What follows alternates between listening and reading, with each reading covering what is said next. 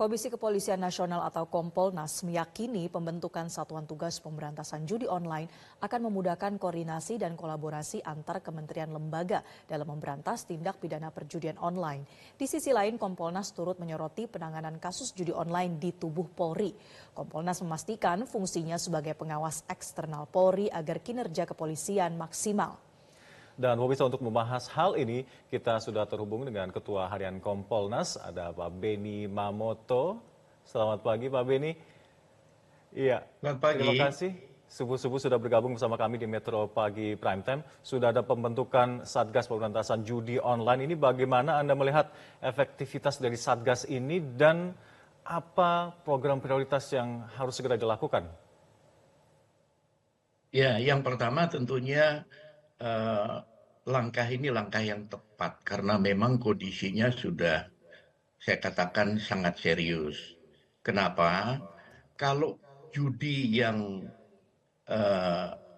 bukan online kan tempatnya tertentu digerebek selesai.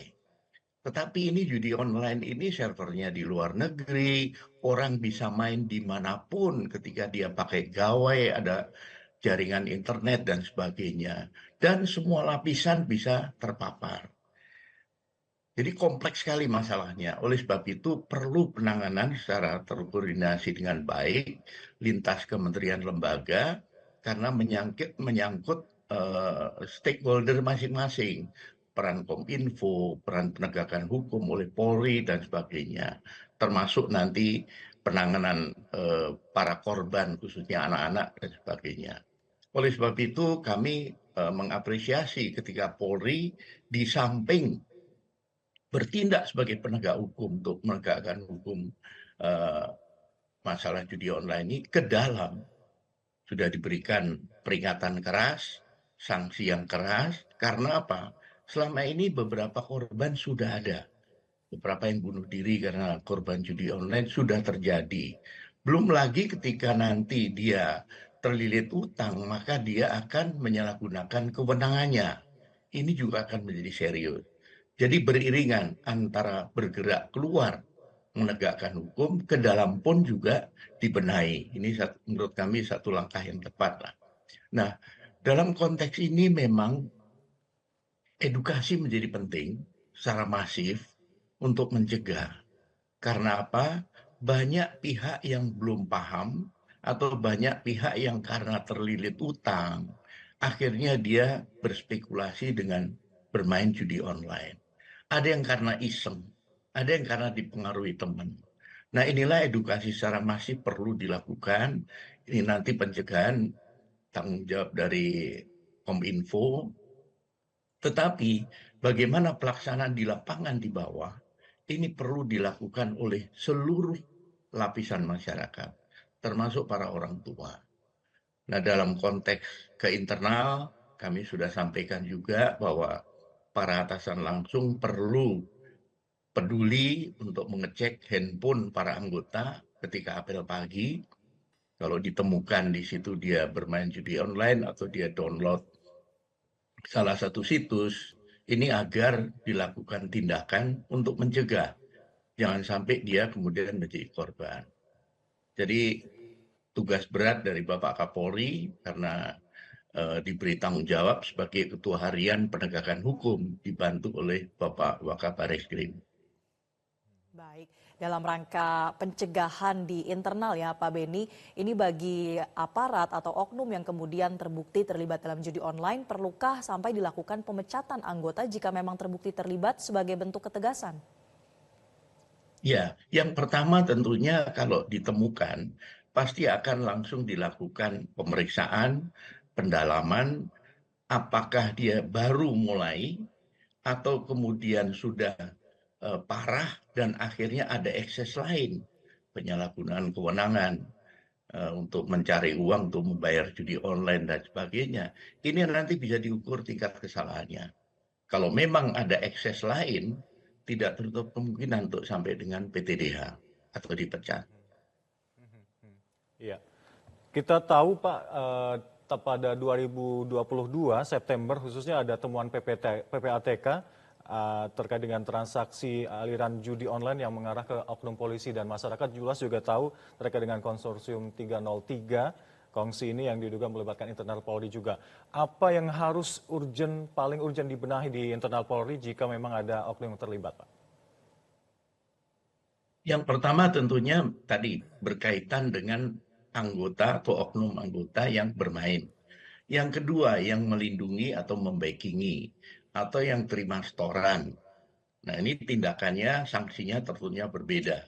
Semakin besar perannya tentunya sanksinya harus lebih berat lagi. Nah ini perlu terus diingatkan oleh para pimpinan satuan kerja dan harus ada kepedulian untuk selalu melakukan pembinaan, pengecekan, pengawasan, dan sebagainya. Ketika anggota sudah mulai perubahan sikap, kelihatan seperti tadi disampaikan, kok main handphone terus, apakah dia hanya main medsos atau judi online. Dari lingkungan teman-temannya juga perlu ditanyakan siapa yang suka bermain dan sebagainya. Ini langkah-langkah pencegahan, jangan sampai nanti institusi Polri ceritanya menjadi korban gara ulah para oknum yang melakukan judi online ini. Yang dikhawatirkan adalah ekses. Karena eksesnya nanti dengan sudah terpojok tidak punya uang, akhirnya dia menyalahgunakan kewenangan yang dimilikinya. Nah itu akan lebih merusak citra Polri lagi. Melakukan pemerasan, kemudian mungkin penipuan kepada pihak lain dan sebagainya.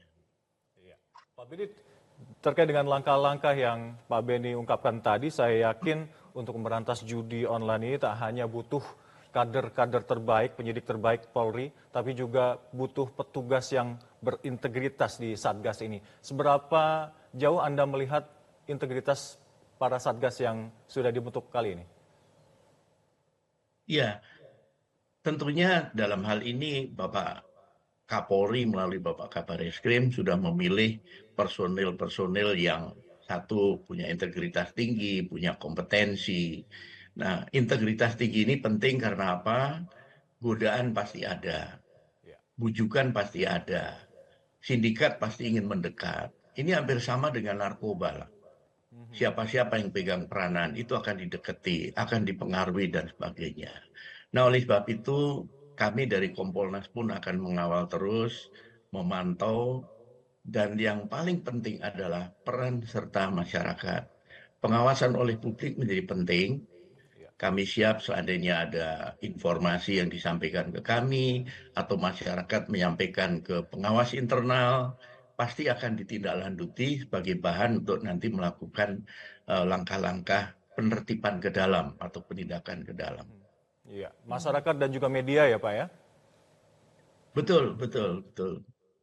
Ya, Pak Beni, ini masih terkait dengan kewenangan Polri ataupun Satgas secara keseluruhan juga ya, bahwa peran penegakan hukum terhadap judi online ini begitu besar sampai bisa memblokir rekening aliran dana judi online untuk menyelamatkan aset negara. Nah, bagaimana kemudian mengawasi peran atau wewenang ini agar efektif, Pak?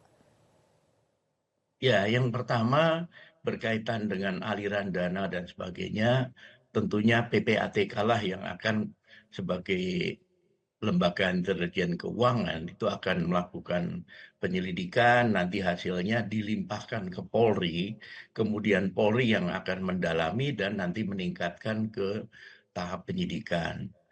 Tentunya tantangan yang dihadapi adalah ketika jumlah rekening yang diblokir itu banyak sekali, pasti memerlukan SDM yang cukup.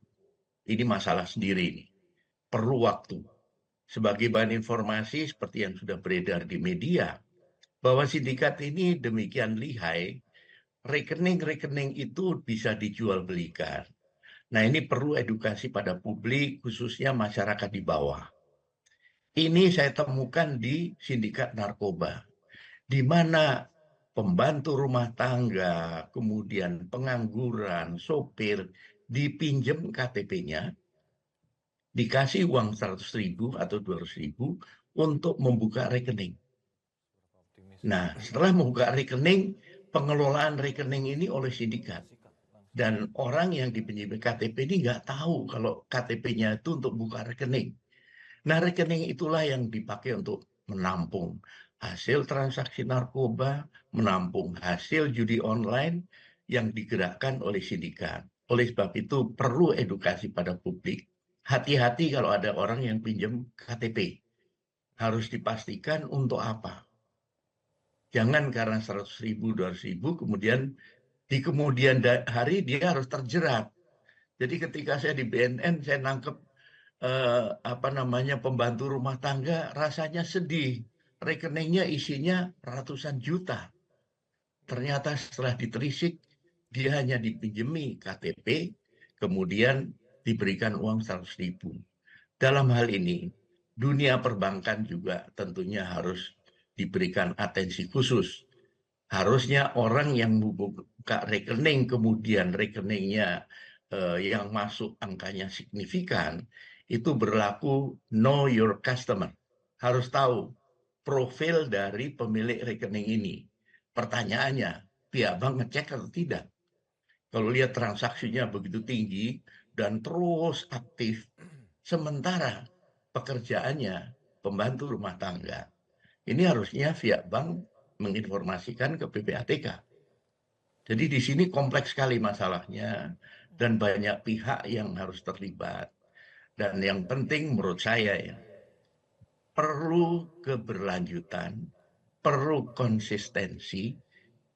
Ini Satgas kan sampai akhir Desember 2024. Bisa diperpanjang lagi. Masalahnya adalah judi ini akan jalan terus. Di take down, buka lagi. Take down, buka lagi. Jadi seperti adu kuat. Nah, oleh sebab itu, kalau kesadaran masyarakat bisa dibangun melalui edukasi, kemudian yang bermain judi online berkurang, maka tidak akan laku. Ini sama dengan narkoba ya, cara penanganannya. Harus seimbang antara penegakan hukum, tetapi juga harus diimbangi untuk bagaimana membangun edukasi publik, kesadaran publik, supaya mereka tidak terpengaruh. Baik.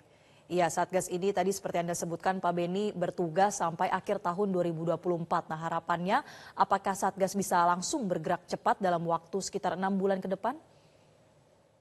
Ya, tentunya beberapa kali rapat koordinasi sudah dilakukan, pasti sudah menyusun program masing-masing KL, apa yang akan dilakukan, dan kami pantau juga di lapangan, beberapa kewilayahan juga sudah bergerak, sudah melakukan penangkapan-penangkapan. Nah, ini diharapkan nanti semakin intensif, sehingga nanti korban bisa ditekan, begitu. Iya. Pak Beni, output apa yang Anda harapkan dari Satgas ini?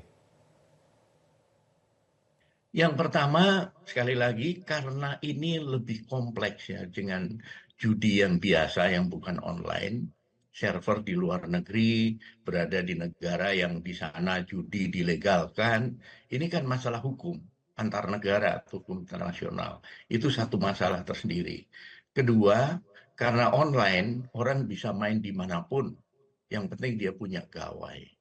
Saya membayangkan bagaimana Kominfo untuk take down tiap hari, mungkin sampai ratusan, sampai ribuan, tetapi akan muncul yang baru dengan jumlah yang lebih besar.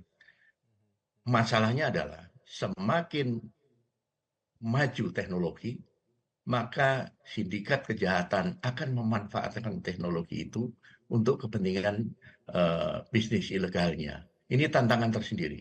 Hari ini modusnya seperti ini, kemudian dipelajari oleh sindikat, oh ternyata langkah penegakan hukumnya seperti ini, teknologinya seperti ini, maka mereka akan mengembangkan yang baru. Dengan uang yang besar, mereka bisa beli teknologi yang tercanggih. Itulah tantangan yang ke depan. Ya, tantangannya adalah stakeholder nggak hanya antar lembaga di tanah air, tapi juga antar negara ya Pak Beni. Terima kasih telah bergabung bersama kami di Metro Pagi Prime Time. Dan salam saya selalu Pak Beni.